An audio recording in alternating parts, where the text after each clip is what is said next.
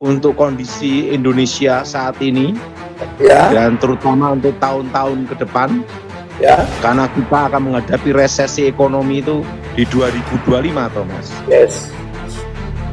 Ini harus seorang militer.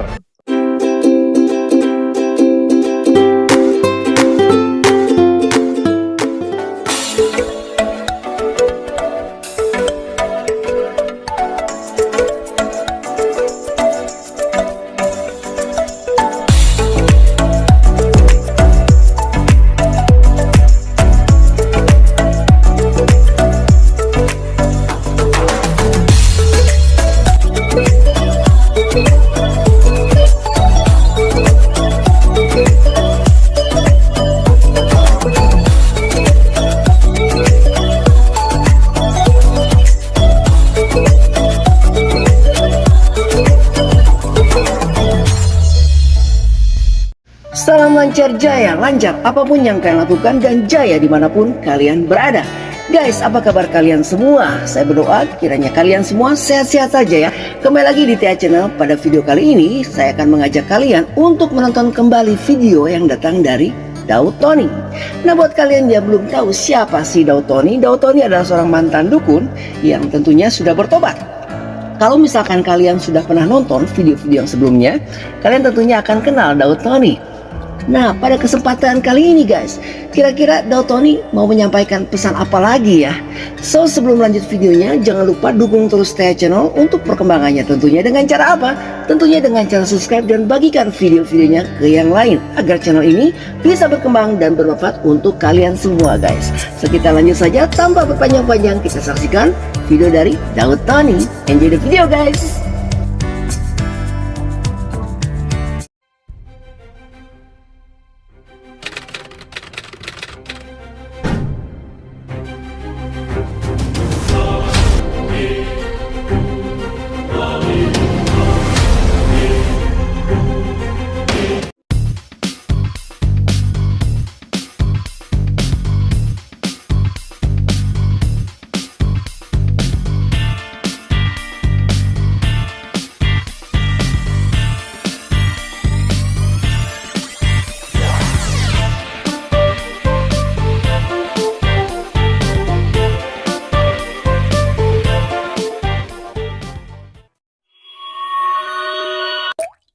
Ada gambaran tentang siapa cawapresnya yang akan diusung Untuk kondisi Indonesia saat ini, ya, dan terutama untuk tahun-tahun ke depan, ya, karena kita akan menghadapi resesi ekonomi itu di 2025, Thomas. yes.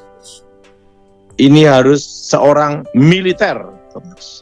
Seorang militer, Bukan hanya sekedar pencitraan. yes, Karena ini kan ada bencana alam juga, yes, kan ada El Nino, kekeringan, yes. setelah itu kebanjiran, Oh, ada juga kebakaran, kita tidak tahu kan Thomas, skandal, tahun-tahun mendatang. yes, Dan kondisi dunia saat ini ada perang Ukraina, yes, geostrategi, geopolitik.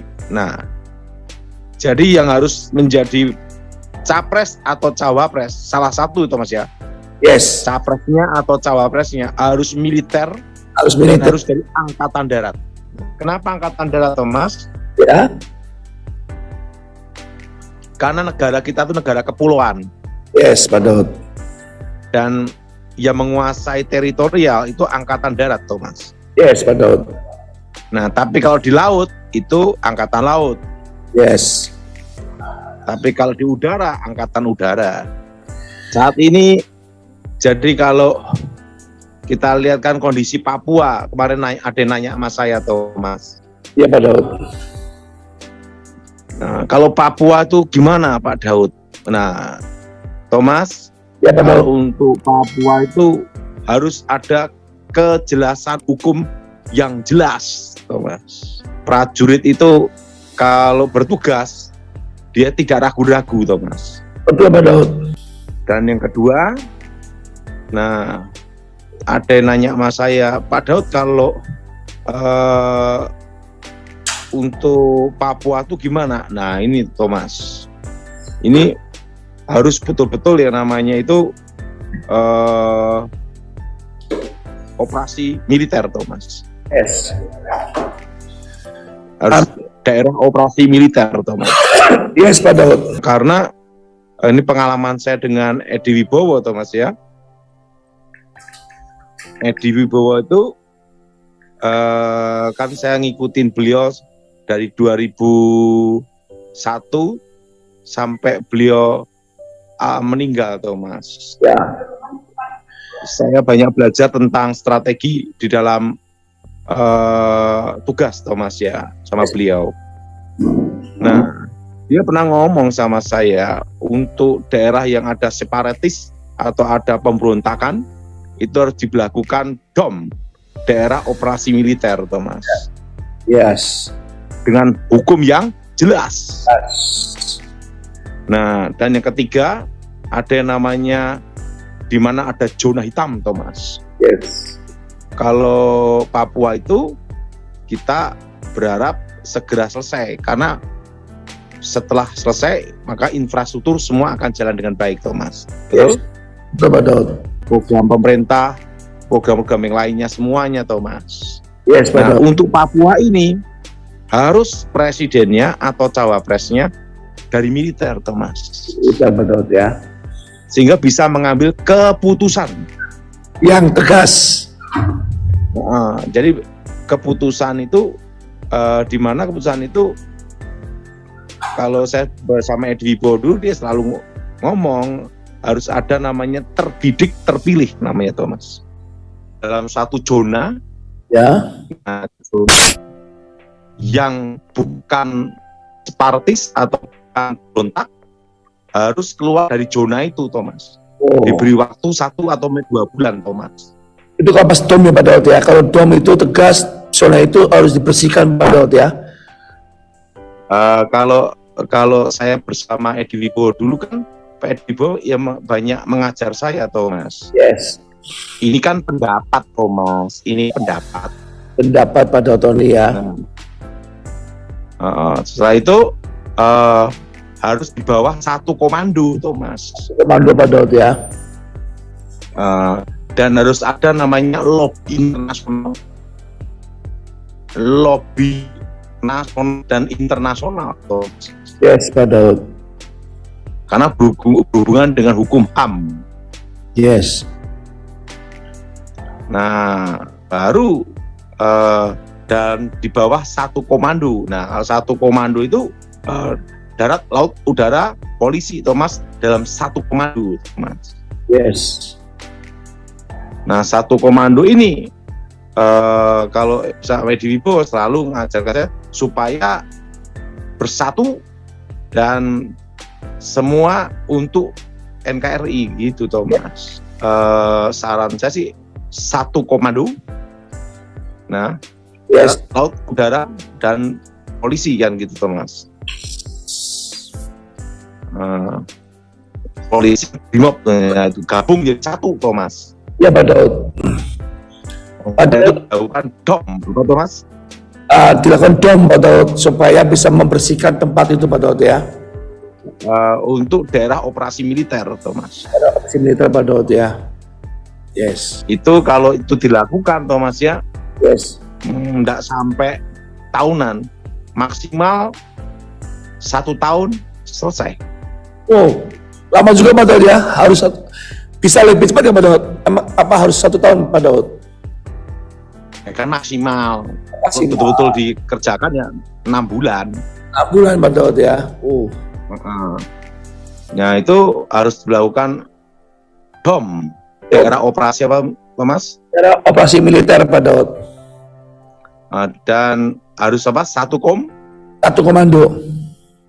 Jadi satgas gabungan, Thomas. Yes. Nah, satuan tugas gabungan di bawah satu komando, dan komando itu bintang 3, Thomas. Baru bisa mengendalikan Papua supaya aman dan damai, Thomas. Yes, Pak Daud. Makanya untuk menghadapi geopolitik, geostrategis tahun-tahun mendatang, harus presiden bukan sekedar pencitraan, Thomas. Ya, Presiden atau cawapres yang bukan dari militer, apa Thomas? militer. Kalau ini pengalaman saya bersama Edi Wibowo itu kan sering beliau ngomong-ngomong, Thomas. Yes, Pak Daud. Harus ada hukum yang jelas, aturan yang jelas, Thomas. Jadi prajurit itu tidak dalam satu tindakan, Thomas. Yes. Karena peluru itu tidak bisa dikatakan suruh belok, Thomas. Kayak Papua, pendapat saya ya harus aturan yang jelas, hukum yang jelas, dan satu komando membentuk gabungan. Satuan apa, Thomas? Gabungan, Pak. Satuan gabungan, Pak. Dan komandonya bintang 3 gitu, Thomas. Siapa Daud? Nah, kenapa bintang 3? Karena kan harus setara dengan Pangkostrat kan gitu, Thomas. Ya, harus bintang 3. Karena Harus kan menjadi komando, di bawahnya kan gabungan, Thomas. gabungan. Yes, Pak Daud. Pangkostrat, nah setelah itu satu komando, nah setelah itu wakil, setelah itu 4 divisi gitu, Yes. Thomas. 4 divisi ini dari 4 darat, laut, udara, dan kepolisian, begitu, Thomas. Harus betul-betul jadi satuan gabungan. Nah, harus ada aturan yang jelas. Dan tegas. Titik.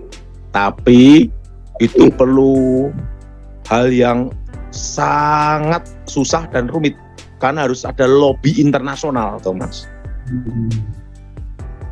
Karena itu harus ada lobby internasional karena berhubungan dengan HAM. Dan yang kedua, lobby nasional, lobby DPR MPR, Thomas. Wah, itu paling ribet ya Pak Daud ya. Nah, baru setelah itu keputusan presiden, kepres, Thomas. Iya Pak Daud. Nah, kalau saya ini lihat Pak Jokowi ini, sekalipun dia bukan tentara, tapi dia tegas, Thomas. Seperti militer. Karena ingat, Thomas, presiden adalah panglima tertinggi, Thomas. Tinggi, betul. Jadi, Makanya kita ini kalau sama presiden harus menghormati karena itu lambang negara dan harus tegak lurus, Thomas. betul. Jadi kalau ada yang menjelekkan presiden itu tidak boleh.